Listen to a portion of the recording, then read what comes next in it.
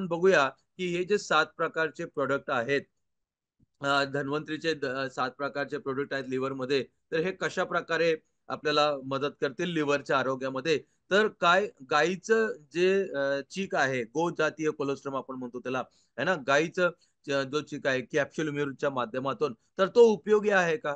Capsule इम्युनिटीच्या माध्यमातून गाईचा चीक लिव्हरमध्ये उपयोगी आहे का? तर त्याच्यामध्ये म्हणजे ठोस काय म्हणतात त्याला, आपण म्हणतो त्याला एव्हिडन्स. एव्हिडन्स म्हणजे पुरावे, है ना?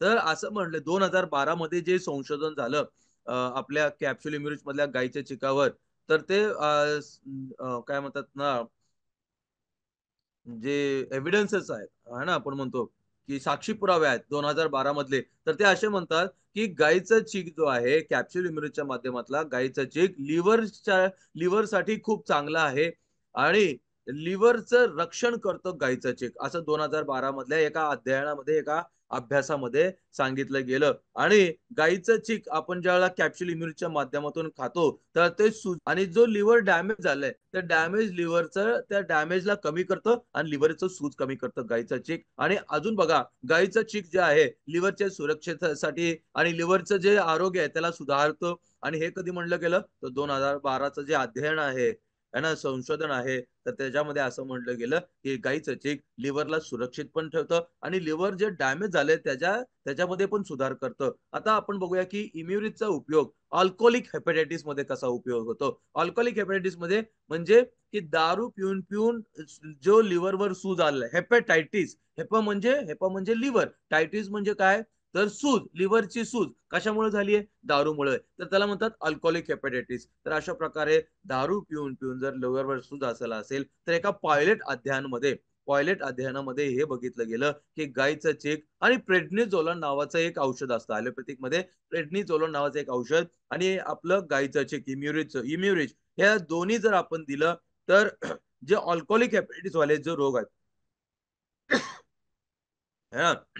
तर अल्कोहलिक हेपॅटायटिस वाली जे रोगी आहेत, त्याच्यामध्ये एक उल्लेखनीय सुधार झालेला आहे. अल्कोहलिक हेपॅटायटिसच्या लोकांमध्ये आपलं इम्युरिज आणि प्रेडनिसोलोन नावाच्या औषधांबरोबर.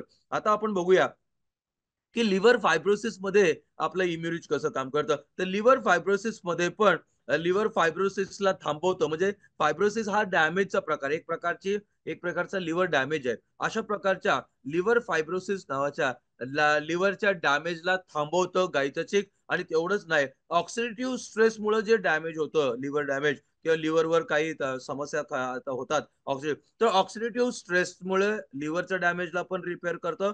लिव्हर फायब्रोसिसला म्हणजे लिव्हर डॅमेजला थांबवतं गोपियूष. तर अशा प्रकारे आपण गोपियूषचा उपयोग बघितला, की गोपियूष आपल्या लिव्हरसाठी सुरक्षित आहे आणि लिव्हरच्या कार्याला सुधारतं. लिव्हर फायब्रोसिस मध्ये खूप मित्रांनो बरं का, लिव्हर फायब्रोसिस हा खूप म्हणजे एक खतरनाक स्थिती आहे लिव्हरची, जिथं रिपेअर नाही होत. पण थँक्स टू आपल्या गोपियूष इम्युनिटीला, मध्ये कित्येक घटक आहेत, ग्रोथ फॅक्टर्स आहेत, इम्युन फॅक्टर्स आहेत, है ना, रोगप्रतिकार क्षमताचे घटक, शरीराच्या वाढीचे घटक, पोषक तत्व, हे तिन्ही मिळून है ना लिव्हरच्या आरोग्याला परत एकदा लिव्हरला रिपेअर करण्यासाठी मदत करतं. आणि म्हणून आपण बघितलं, की कॅप्सूल इम्युनिटीच्या माध्यमातून गोपियूष गाईचं चीक आणि ज्याच्यावर 2012 साली त्याच्यावर संशोधन झालं गाईच्या चिकावर लिव्हरमध्ये, है ना. 2012 साली गाईच्या चिकावर लिव्हरच्या आरोग्यामध्ये जे संशोधन झालं, तर लिव्हरच्या आरोग्यावर संशोधन, गाईच्या चिकाचं संशोधन हे म्हणतं,